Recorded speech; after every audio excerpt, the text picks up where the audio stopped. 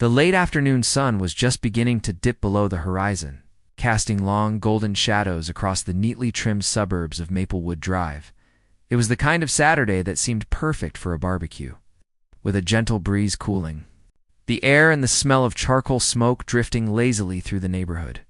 In the driveway of a large two-story brick house, a silver sedan pulled to a stop. The engine died, and for a moment it was quiet inside the car. Alina sat in the passenger seat, hands gripping her purse a little tighter than usual. She looked at the house ahead of them. It was a nice house, bigger than theirs, with manicured lawns and a large porch already filled with people. From here she could hear the faint thumping of bass music and the bursts of loud laughter that drifted out into the street. A deep breath trying to calm the nervous flutter in her stomach. She wasn't a fan of big parties, and she certainly wasn't a fan of being the center of attention. She was the kind of person who found comfort in silence and books, and in the quiet company of just a few people. Beside her, David unbuckled his seatbelt. He was her opposite in many ways. Where Alina was reserved and soft-spoken, David was outgoing, loud, and full of energy. He thrived in crowds, looked over at his wife and smiled, reaching out to squeeze her knee. "You ready?" he asked, his voice full of that familiar excitement. "It's going to be great. I haven't seen my cousins in months, and the food is going to be amazing." Alina forced a smile, though it didn't quite reach her eyes. "Yeah, I'm ready," she said softly. "Just remember, don't leave me alone for too long, okay?" David laughed, a booming sound that filled the small car. "I won't, I promise. Come on, let's go." They opened their doors and stepped out. Alina smoothed down the front of her dress. It was a simple floral cotton dress she had bought on sale, modest choice for a backyard party. Tupperware container holding the pasta salad she had spent the morning making. It wasn't anything fancy, just a family recipe, but she hoped it would be good enough. They walked up the paved driveway, David leading the way with a confident stride. As they reached the porch, the front door swung open and a woman burst out. It was Jessica, David's older sister. She was a loud, forceful personality who dominated every room she walked into. "There he is!" Jessica screamed, throwing her hands up in the air. She rushed down the steps and grabbed David in a tight hug, nearly lifting him off his feet. "Look at you. Finally decided to show up."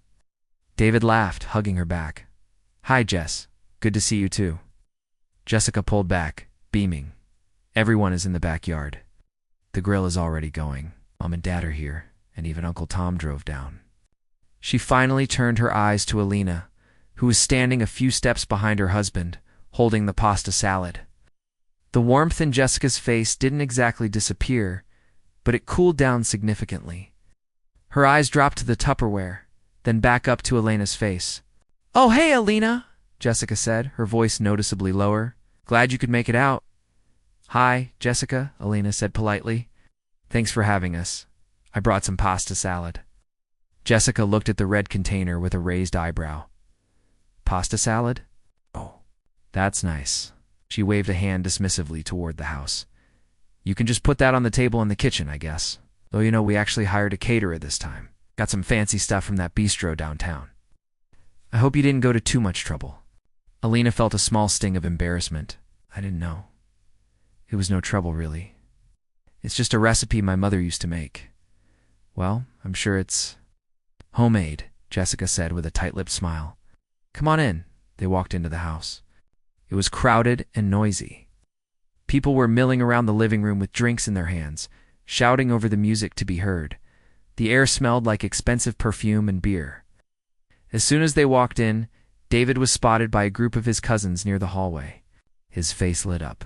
"No way, Mike. Is that you?" David shouted, excusing himself from Jessica's side. He clapped a hand on Elena's shoulder.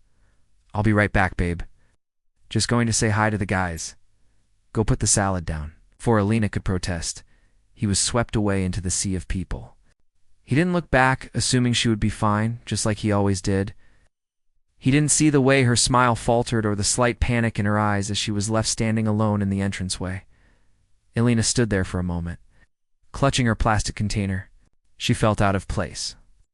All the other women seemed to be wearing stylish, expensive outfits.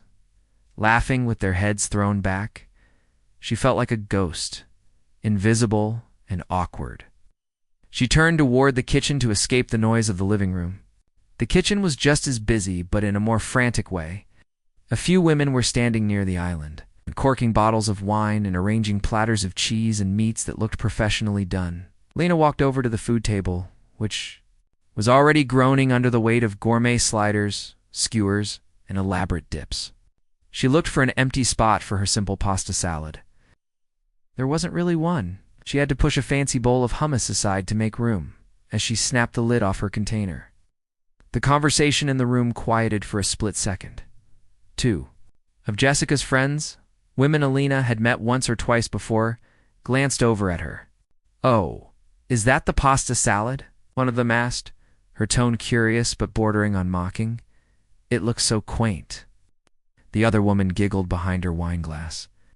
"It's cute that she still cooks like that. I barely have time to order takeout, let alone chop vegetables." Alina felt her face get hot. She didn't know what to say, so she just said, "It's fresh."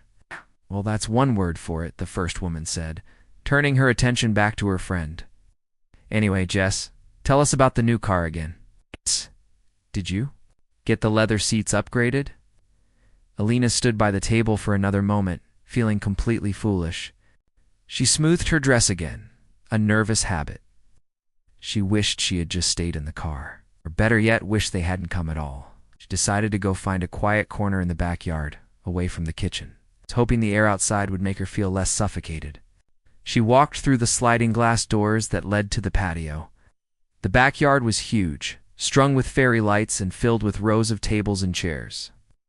A massive grill was roaring at one end, smoke rising into the twilight sky. There were even more people out here. Alina scanned the crowd, looking for a familiar, friendly face. She saw David across the yard, standing by the grill.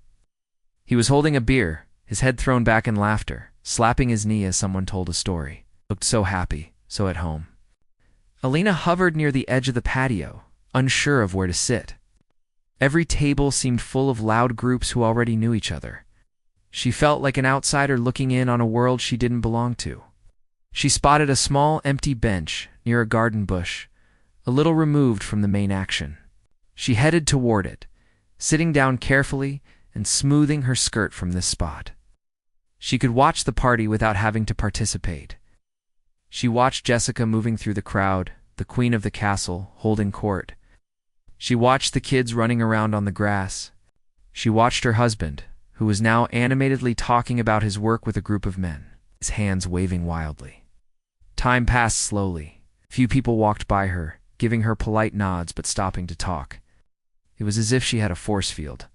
Around her a barrier that said "Do not disturb" or perhaps "Not worth talking to." She checked her phone, but there were no messages. She put it back in her purse and folded her hands in her lap. She thought about walking over to David, but he looked so engaged in his conversation. He always told her to just mix in when they went to these things, as if it was as easy as flipping a switch. He didn't understand that for her. Walking up to a group of strangers felt like walking onto a stage without a script. Suddenly the music changed, getting louder. The DJ, a guy Jessica had hired, started playing some classic rock hits to get the older crowd moving. The energy on the patio shifted. People started to migrate toward the dance area near the deck. Alina stayed on her bench. She just wanted the night to be over. She wanted to go home, put on her pajamas, and sit on the couch with David where things were safe and quiet. As the sun finally disappeared and the yard lights flickered on, Jessica walked past the bench. She was holding a microphone, presumably to make an announcement or to sing karaoke later. She stopped when she saw Alina sitting alone in the semi-darkness. Alina looked up, expecting a polite greeting, or maybe for Jessica to keep walking. Instead, Jessica stood there for a moment, a strange look on her face. It wasn't anger exactly. It was more like she had just found the perfect punchline to a joke she had been thinking about all day. A smirk played on the corner of Jessica's lips as she looked at her sister-in-law. Sitting there so quietly and obediently while the rest of the world partied around her. "You're missing all the fun, Alina," Jessica said, her voice dripping with a sweetness that didn't match her eyes. "You don't want to be the party pooper, do you?" Alina shook her head slightly. I'm just listening. It's nice. Jessica chuckled. A dry, sharp sound. Listening, right? That seems to be your only talent. She looked back toward the loud, laughing crowd, then back at Alina. Well, don't go anywhere. We might need to find something for you to do later. Can't have you just fading into the wallpaper all night? With that, Jessica turned and walked back toward the center of the party, tapping the microphone against her palm. Alina watched her go, a cold knot forming in the pit of her stomach. Something about the way Jessica had looked at her made her feel like a target. She wrapped her arms around herself, feeling a sudden chill that had nothing to do with the evening breeze, and wished more than ever that David would turn around and look her way. The air in the backyard grew thicker as the evening deepened. The fairy lights strung above the patio were now fully glowing, casting a warm yellow haze over the party.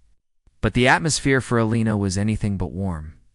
She had remained on the bench near the garden bushes for nearly an hour, using the large potted plant next to her as a sort of shield. It was her safe little corner where she could watch without being watched. Or at least, that was what she hoped. From her spot, she could see the progression of the party. The music had shifted from background soft rock to louder, more upbeat pop songs that made the wooden deck vibrate. People were dancing now, a chaotic mix of aunts, uncles, and cousins moving awkwardly but happily to the beat. The laughter was getting louder too, that specific kind of laughter that happens when people have had a little too much to drink. It was raucous and unfiltered. Alina checked her phone again. Still nothing.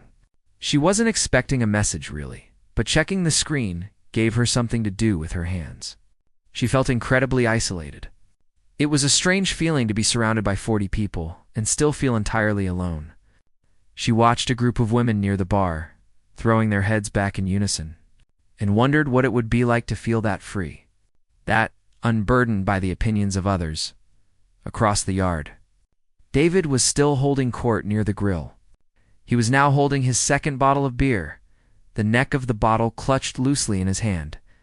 He was telling a story, judging by the way he was acting, it out-miming driving a car and then swerving wildly. A small crowd of his cousins and some uncles had gathered around him, nodding and slapping their knees. He looked so happy, so in his element. He had no idea that Alina was sitting on a hard wooden bench, feeling like a ghost at her own husband's family gathering. She thought about getting up and walking over to him. She imagined tapping him on the shoulder and whispering that she wanted to go home. But then she hesitated. He was having such a good time. He rarely saw these people, and they all seemed to love his stories. If she interrupted, she would be that wife, the boring one who drags her husband home just as the party is getting started. She didn't want to be that person. So, she stayed put, tracing the pattern of the tablecloth on the nearby picnic table with her finger. Suddenly, a shadow fell over her. Alina flinched slightly and looked up. It was a waiter holding a tray of champagne flutes. He looked bored and tired. "Drink, ma'am?" he asked, holding the tray out to her. "Oh, no, thank you," Alina said, offering a small, polite smile. "I'm okay." He shrugged and moved on to a group of women standing just a few feet away. As the waiter passed, the women's conversation drifted over to Alina. They were Jessica's friends, the same ones who had been in the kitchen earlier. They were dressed in expensive-looking blouses and holding their champagne glasses delicately. "It's weird," one of them was saying, her voice carrying clearly in the gap between songs. "She's been sitting there for like an hour. Does she ever talk?" The other woman laughed, sipping her drink. "I don't think I've ever heard her say a full sentence. She's like one of those porcelain dolls. Pretty to look at maybe, but hollow inside." "She's not even that pretty," the first woman scoffed. "Did you see that dress? It looks like something my grandmother wears to clean the house. And that pasta salad she brought. Bless her heart." Alina felt her face burn. She looked down at her lap, pretending to be fascinated by her phone, but her ears were straining to hear every word. It was a masochistic thing, listening to people mock you, but she couldn't help it. It confirmed her worst fears that she didn't belong here, that they saw her as a joke. "David could do so much better," the woman continued, lowering her voice to a loud whisper. "He's the VP of his department now, you know? He needs someone who can host a dinner party, not someone who hides in the bushes. I know, her friend agreed. I bet she's zero fun at home. Poor guy. Elena squeezed her eyes shut for a moment. She wanted to stand up and say something. She wanted to tell them that she was a good listener, that she supported David in ways they couldn't see, that she was intelligent and kind. But the words stuck in her throat. The fear of making a scene, of drawing even more attention to herself, was paralyzing. She just sat there, taking it, letting their words settle over her like a heavy, wet blanket. Meanwhile, near the DJ booth, things were escalating. Jessica had moved from merely socializing to performing. She had grabbed the microphone from the DJ's stand and was now using it to make announcements. Her voice amplified and echoing through the yard. All right. Settle down. Jessica shouted into the mic, causing feedback that made everyone wince. I hope everyone is having a good time, because the night is just getting started. A cheer went up from the crowd, mostly from the younger generation and the friends who had been drinking heavily. Jessica basked in the applause. She was the center of gravity in this yard, and she loved it. She swayed slightly, her eyes scanning the crowd for her next source of entertainment. She spotted Elena on the bench. Then she looked at the group of gossiping women nearby, and finally her eyes landed on her brother, David, who was now laughing so hard he had to wipe tears from his eyes. A calculating look crossed Jessica's face. She was feeling bold, fueled by the 3 margaritas she had consumed in the last hour. The party was fun, sure, but it needed a spark. It needed a unifying moment. And sadly for Jessica, a unifying moment often meant finding someone to poke fun at. Hi, everyone. Jessica shouted, her voice taking on a mischievous edge. I want to play a little game. Since we have so many family members here, I think we should play a round of who knows the family best. A few people clapped, but most looked confused. Don't worry, it's easy, Jessica continued, walking to the center of the dance area. We're going to talk about personality types. You know, the loud ones, the fun ones, the drinkers. She paused for effect. And then, the quiet ones. The crowd laughed nervously. Jessica turned her back on the main group and pointed the microphone toward the edge of the patio. We have a very special guest tonight, Jessica announced, her voice dripping with mock sweetness. My sister-in-law, Elena. Elena's head snapped up. Her heart skipped a beat. Oh no. Please no. Lena's been sitting over there in the corner all night, like a little mouse in a hole, Jessica said into the mic. The crowd turned to look.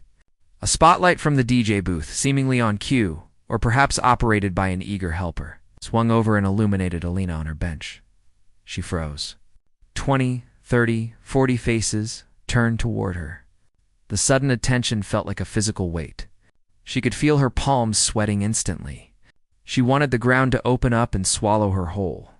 I don't think she's moved a muscle, Jessica joked, laughing into the microphone. I'm actually starting to wonder if she's a statue I bought for the garden. Have you checked David? Is she real? David, hearing his name, turned away from his cousins. He spotted Elena in the spotlight, looking terrified, and heard Jessica's voice booming over the speakers. He smiled, thinking it was just a friendly introduction. He waved his beer in the air. She's real, all right, he shouted, not realizing the cruelty in his sister's tone. She's just shy. Shy. That's an understatement. Jessica roared, delighted that David was playing along. We need to check her pulse. Someone go make sure she's breathing. The crowd laughed. It was a ripple of laughter, hesitant at first, but growing louder as Jessica's confidence grew. They laughed because the alpha of the pack was laughing, and they wanted to be part of the fun. They didn't see the humiliation on Elena's face. They only saw the game. Elena sat there, illuminated by the harsh white light. She felt her eyes begin to sting with tears, but she fought them back. Crying would only make it worse. Crying would prove she was weak. She looked toward David, silently begging him with her eyes to make it stop. But David was just smiling, watching his sister, assuming this was all good-natured ribbing. He didn't see the distress. I mean, seriously, Jessica continued, pacing the stage like a talk show host. How do you live with that, David? Don't you get bored? I would go crazy if I couldn't talk in my own house. She talks. David yelled back, chuckling. You just have to get her a few drinks in her. Ah, there we go, Jessica exclaimed. So the secret to unlocking the mouse is alcohol? Good to know. Maybe we should send a few shots over to the corner table. Unless she's afraid to ruin her dress? More laughter. It echoed in Elena's ears. She felt small. She felt worthless. It was one thing to be ignored, but to be publicly mocked for being who she was, something she couldn't help, it was unbearable. She gripped the edge of the bench until her knuckles turned white. She wanted to run, but the spotlight pinned her there. If she stood up now, she'd be walking through a gauntlet of stairs. Jessica looked at Elena with a smirk, enjoying the power she held. She had the room's attention, and she wasn't done yet. She was just getting warmed up, and the night was still young. The mood in the yard had shifted from a friendly gathering to something with a sharper, meaner edge, and Elena was the one bleeding in the middle of it. The laughter had died down to a few scattered chuckles. But the tension in the air was thick and sticky, much like the humidity of the summer night. Jessica lowered the microphone from her face, but she didn't turn the music back up. Instead, she stood there on the portable stage, her eyes scanning the crowd with a mischievous glint that made Elena's stomach churn. The spotlight was still fixed on the corner of the patio where Elena sat, making her feel like a specimen under a microscope. She tried to shrink back into the shadows of the garden bush, but the light was relentless, exposing her discomfort to everyone. You know what? Jessica's voice boomed through the speakers again, causing a feedback squeal that made several people cover their ears. We have a karaoke machine set up. I think it's time we put it to good use. I've been hearing great vocals all night from the usual suspects, but I think we need to hear from someone new. A groan went up from the back of the crowd, followed by some encouraging claps from Jessica's friends. Sing. Sing. A few voices chanted. Jessica ignored the crowd and focused entirely on Elena. She pointed a manicured finger toward the bench, gesture aggressive and commanding. Elena, come on up here. Let's hear what you've got. Elena shook her head instinctively, her grip on the edge of the bench tightening until her knuckles turned white. She felt a cold sweat break out on her forehead. No, thank you, she whispered, though she knew no one could hear her over the music. What's that? Jessica asked, holding the microphone out toward the garden like a talk show host interviewing a reluctant guest. I can't hear you.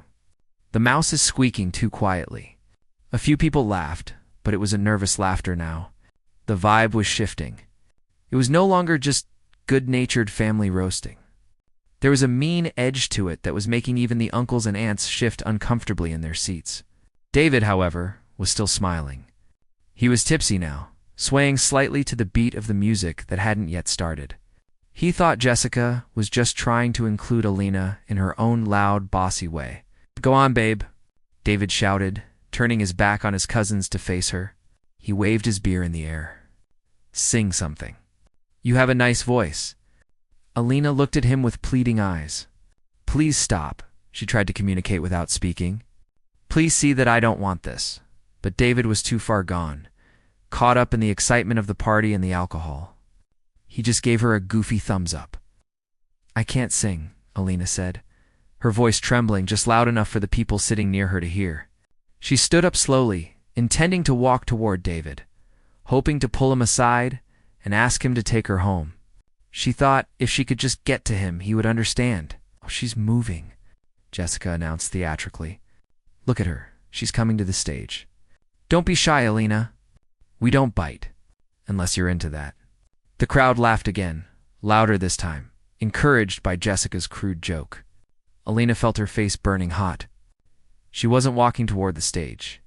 She was walking toward the edge of the light, trying to cut across to where David was standing.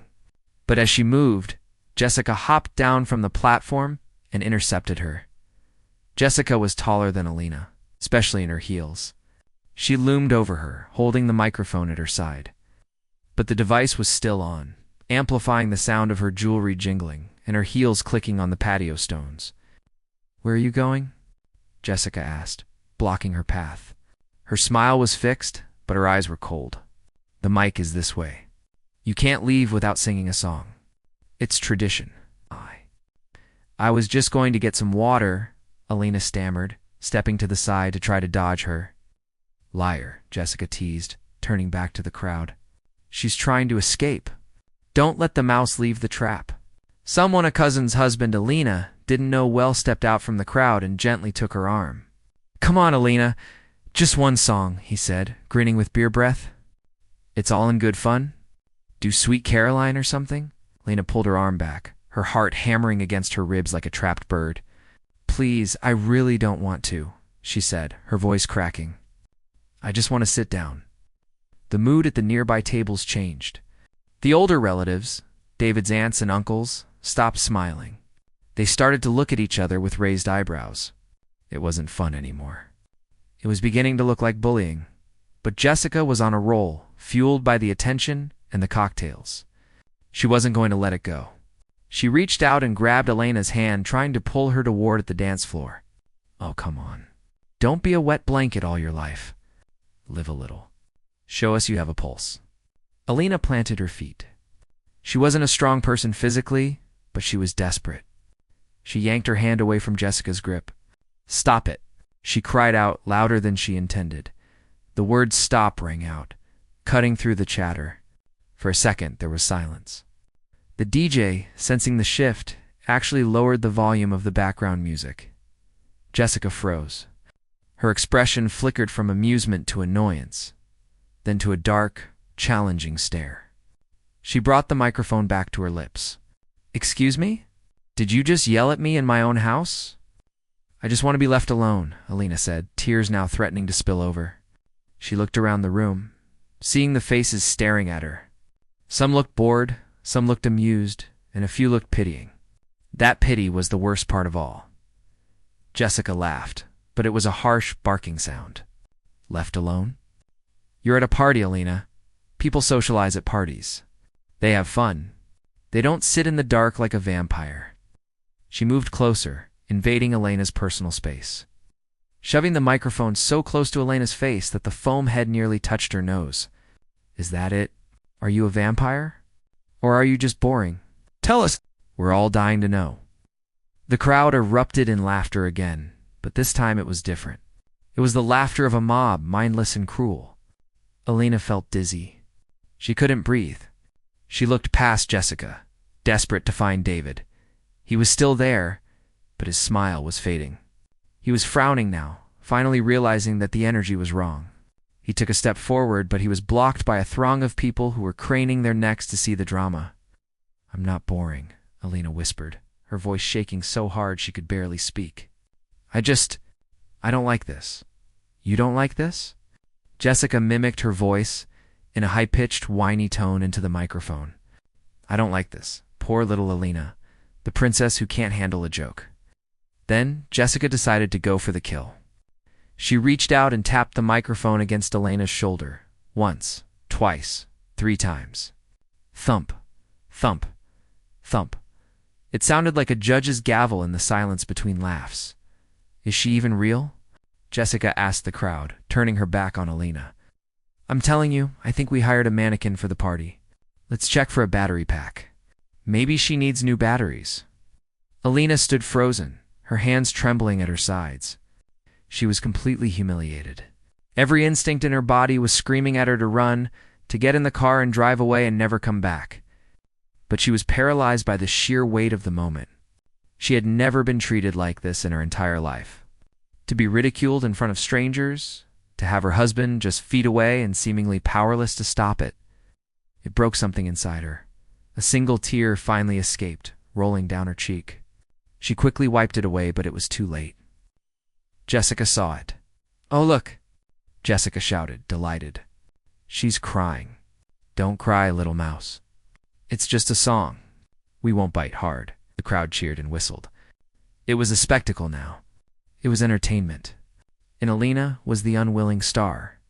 She felt small, insignificant, and crushed. She looked at David one last time, hoping he would see the tear, hoping he would see the pain, and praying that he would be the husband she needed him to be. But the distance between them felt like a mile. Sing. Jessica chanted into the mic, staring right at her. Sing, sing, sing. A few drunk people near the front picked up the chant. Sing, sing, sing. It was a cacophony of noise, a wall of sound pushing against her. Alina closed her eyes, wishing she could disappear, wishing she could be anywhere else but here on this patio, under the spotlight, being torn apart by the woman who was supposed to be her family. She was cornered, exposed, and utterly alone. The chant was rhythmic and deafening. Sing, sing, sing. It echoed off the brick walls of the house and bounced around the fenced-in yard, creating a vortex of noise that Alina felt trapped inside. Jessica was bouncing on the balls of her feet, her smile wide and vicious, clearly enjoying the power she held over the room. She shoved the microphone closer to Elena's face, the metal grill practically touching Elena's trembling lip. "Come on, just one note," Jessica taunted, her voice amplified to an ear-piercing volume. "Give us a squeak." Alina squeezed her eyes shut. She couldn't breathe. She felt like she was underwater, pressure building in her chest, unable to surface. She wanted to run, but her legs felt like lead. She was paralyzed by the humiliation, by the sight of all those faces staring at her, waiting for her to break. The tears were flowing freely now, hot tracks down her flushed cheeks. Then suddenly, the sound of shattering glass cut through the chanting like a knife. It wasn't a delicate clink of a champagne flute. It was the heavy, destructive crash of a beer bottle being hurled against the brick wall of the house. The sound was so violent and sharp that the music instantly stopped, and the chanting died out in a collective gasp. The DJ, startled by the noise, cut the volume completely, plunging the yard into a sudden, stunned silence. Alina opened her eyes. Jessica spun around, dropping the hand holding the microphone to her side, standing near the back door. His chest, heaving, was David. The hand that had thrown the bottle was still clenched in a fist, white-knuckled at his side. His face, usually so open and jovial, was twisted into a mask of pure, unadulterated rage. He wasn't looking at the crowd. He was staring directly at his sister. The transformation was terrifying. The happy, tipsy husband was gone, replaced by a man who looked ready to tear the house down. "What the hell is wrong with you?" David yelled. The question didn't need a microphone. His voice was low and guttural, but it carried across the silent patio with terrifying ease. Jessica blinked, confused. "Dave, what are you doing?" "I was just shut up," David snapped. He took a step forward, and the crowd instinctively parted for him. He didn't walk. He stormed, his eyes fixed on the scene near the garden bush. He looked at the spotlight still trained on his crying wife, and then he looked at the microphone in Jessica's hand. He was piecing it together, the fog of the alcohol lifting instantly as the reality of the situation slammed into him. He reached the wooden platform where Jessica was standing. He didn't climb up the steps to join her. He stood on the ground, looking up at her, making her position of dominance vanish instantly. "I said, what is wrong with you?" he repeated, his voice shaking with anger.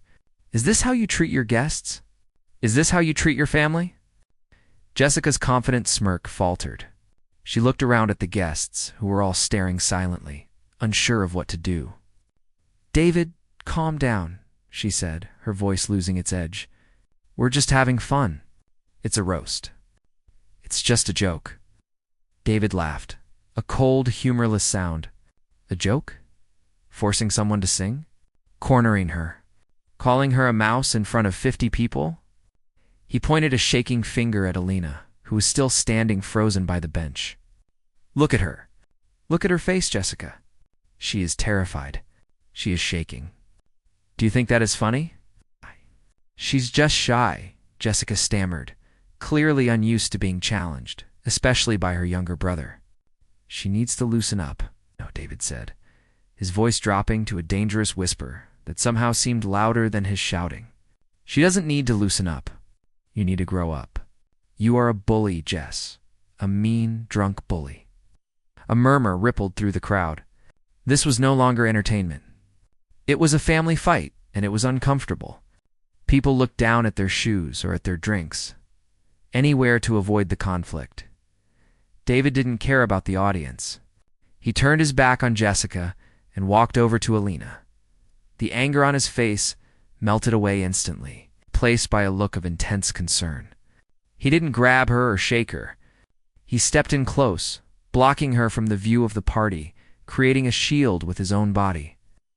"Alina," he said softly, reaching out to gently touch her arm. "Hey, look at me!" Alina flinched at his touch, still trapped in the panic. But then she looked up into his eyes. She saw the apology there, deep and sincere. She saw the man she loved, the man who held her when she cried, the man who built bookshelves for her. "I am so sorry," David whispered, his voice cracking. "I didn't see. I wasn't paying attention. I should have been here. I never should have let them." "Let her?" He trailed off, unable to say the words. "It was awful," Alina managed to choke out, her voice small and broken. "I just wanted to go home." David nodded, wiping a tear from her cheek with his thumb. "I know. We are going." Right now, he turned back to face the party. The silence was heavy, thick with tension. He looked up at Jessica, who was standing frozen on the stage, the microphone hanging loosely in her hand.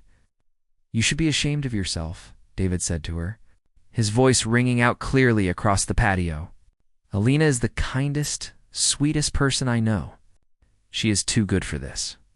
She is certainly too good to be treated like trash by her own sister-in-law. You want to mock someone? Mock me. I'm the one who makes the bad jokes. Leave her out of it." Jessica's face turned bright red. "I didn't mean to hurt her feelings," she muttered, though she didn't sound very convincing. "You meant to make yourself look big by making her feel small," David countered sharply. "Well, congratulations. You look small to me right now. You look pathetic." A few of the older aunts and uncles nodded in agreement. They might have laughed along earlier, but seeing David stand up for his wife like that, seeing the raw pain in Elena's face, it shifted the narrative. The atmosphere had turned completely against Jessica. David didn't wait for a response. He didn't want an apology. He knew Jessica well enough to know that any apology she offered right now would just be to save face. He turned back to Alina and wrapped a protective arm around her shoulders, pulling her into his side. "Come on," he said gently. "Let's get your purse." Alina leaned into him, her strength finally giving out.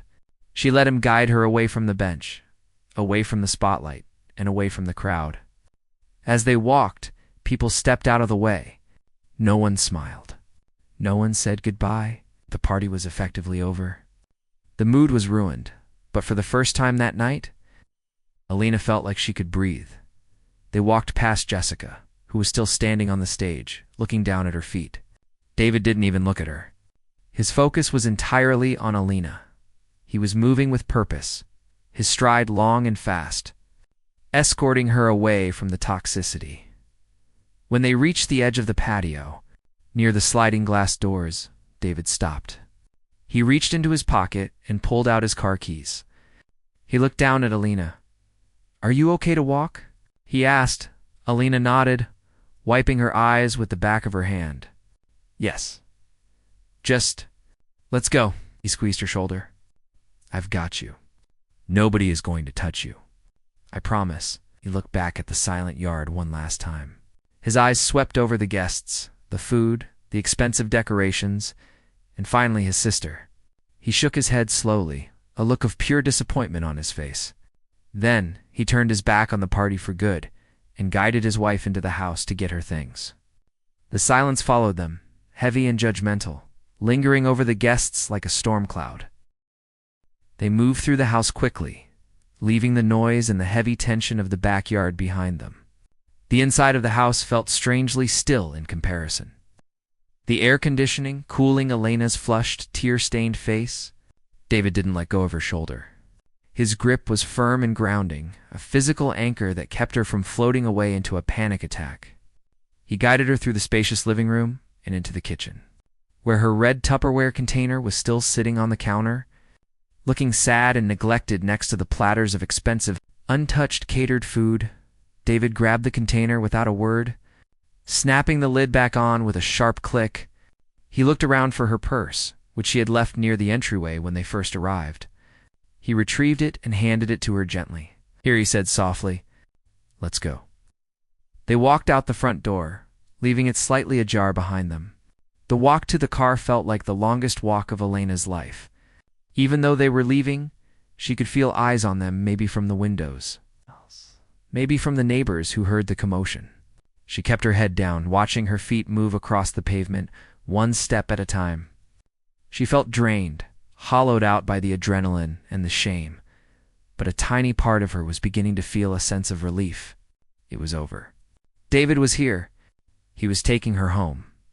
They reached the silver sedan. David unlocked the doors with the remote, the lights flashing briefly in the twilight. He opened the passenger door for her and waited until she was seated and buckled in before gently closing it. He walked around to the driver's side, placed the pasta salad in the back seat, and got in. For a moment, they just sat there in the quiet car. David didn't start the engine immediately. He gripped the steering wheel with both hands, staring out the windshield at the illuminated house. His jaw was tight, the muscles twitching slightly. He was vibrating with leftover anger. Alina sat with her hands in her lap, twisting her fingers together. The silence wasn't uncomfortable like the silence at the party. It was a different kind of quiet. It was safe, but she felt the need to break it, to say something, to apologize for making a scene. "David," she whispered. He turned his head to look at her instantly. His eyes were soft now, the rage replaced by a deep, protective sadness. "I'm sorry," she said, her voice cracking. "I'm sorry I ruined the party. I shouldn't have reacted like that. I just couldn't take it." David let out a long, heavy sigh. He reached over and took one of her twisting hands in his, holding it tight. "Alina, look at me. You didn't ruin anything. Do you hear me? You didn't ruin anything but the bottle." "And the shouting," she said, tears welling up again. "Your family." "My family," David spat the words, though he kept his voice low, was acting like a pack of wild animals. "That bottle. I threw that because I was disgusted. I was disgusted with myself for laughing along, and I was disgusted with Jessica for treating you like a toy." He squeezed her hand. "There is nothing for you to be sorry about. You were humiliated. You were bullied. And I was too blind and too drunk to see it until it was almost too late. I should have stopped it the second they started with those comments in the kitchen. I failed you tonight, Alina, not the other way around." Alina looked at him, searching his face for any sign of blame, but she found none. She just saw her husband, the man she fell in love with, looking at her with so much tenderness it made her heart ache. "You stopped it. You came for me." David nodded. "And I will always come for you. That is my job. Not to be the life of the party, but to be your husband. I forgot that for an hour tonight, and I will never forgive myself for it." He leaned over and kissed her forehead, a lingering, gentle kiss that smelled of beer and regret, but mostly of love. "Are you ready to go home?" "Yes," she breathed. "Please." David started the car. The engine hummed to life, a familiar and comforting sound. He shifted into drive and pulled away from the curb. As they drove down the street, neither of them looked back at the house with the loud music and the fairy lights. They left that world behind. The drive home was mostly quiet, but it was a peaceful quiet. David kept one hand on the steering wheel and the other holding Elena's hand, his thumb rubbing soothing circles over her knuckles. Alina watched the streetlights flash by, feeling the tension drain out of her body with every mile they put between them and that party. When they finally pulled into their own driveway, the relief was overwhelming. Their house was small and simple compared to the one they had just left. The porch light was off, and the neighbors were quiet. It was dark and still, and it was perfect. They walked inside. And David immediately locked the door behind them, shutting the rest of the world out. He didn't turn on the big overhead lights. Instead, he turned on a small lamp in the living room, casting a warm, dim glow over the furniture. "Go get changed," David told her gently. "Put on your pajamas. I'll meet you on the couch." Lena went to the bedroom and stripped off the floral dress that she now hated. She washed her face, scrubbing away the makeup and the tears until her skin felt raw and clean. She pulled on her old, comfortable pajama-soft cotton pants and a loose t-shirt. When she walked back into the living room, David was already there. He had changed into sweatpants and a t-shirt as well. He was sitting on the couch, the red Tupperware container of pasta salad on the coffee table in front of him, along with 2 forks. He looked up as she entered and patted the spot next to him. "Come here." Lena sat down, curling her legs up under her. She looked at the pasta salad. "You want to eat that?" "I'm starving," David said. "And honestly, I bet it's better than anything they had at that party." He opened the container and handed her a fork. He took a bite first, chewing thoughtfully. Then he smiled, a real genuine smile that reached his eyes. "It's perfect, Elena. It tastes like home." Elena took a small bite. It was simple pasta and dressing, but to her, it tasted like survival. It tasted like kindness. They sat there on the couch, eating the cold pasta salad in the dim light of the living room. It wasn't the fancy dinner they might have planned, and it wasn't the party they had gone to. It was just the two of them, in their safe space. "I'm not going back there for a while," David said suddenly, breaking the comfortable silence. "To your parents' house, to Jessica's. None of it. Not until they can learn to respect you." "You don't have to do that," Elena said softly. "They're your family. They're your family too." "Now," David said firmly, putting his fork down and turning to face her. "And if they can't treat you with basic decency, then I don't need to be around them. I'm serious, Elena. I'm done making excuses for them. I'm done letting you be the punchline." He reached out and tucked a strand of hair behind her ear. "You are the most important person in my world. You are quiet, yes, and you are kind, and you are gentle. And the world needs more of that, not less. If they are too loud to hear you, then they aren't worth listening to." Elena felt a fresh wave of tears, but this time they weren't tears of sadness. They were tears of gratitude. She leaned her head on David's shoulder, and he wrapped his arm around her, pulling her close. "Thank you," she whispered. "For what?" he asked, kissing the top of her head. "For seeing me." "I see you," he whispered back. "I always will." They stayed like that for a long time, long after the pasta salad was gone. The house was quiet. The only sound, the hum of the refrigerator and the soft breathing of the two people on the couch. Outside, the world might have been loud and cruel, but inside, in that small living room, they had something stronger. They had a partnership. They had respect. And as Elena closed her eyes, finally letting go of the night's pain, she knew that while she might be a quiet woman, she would never have to face the noise alone again.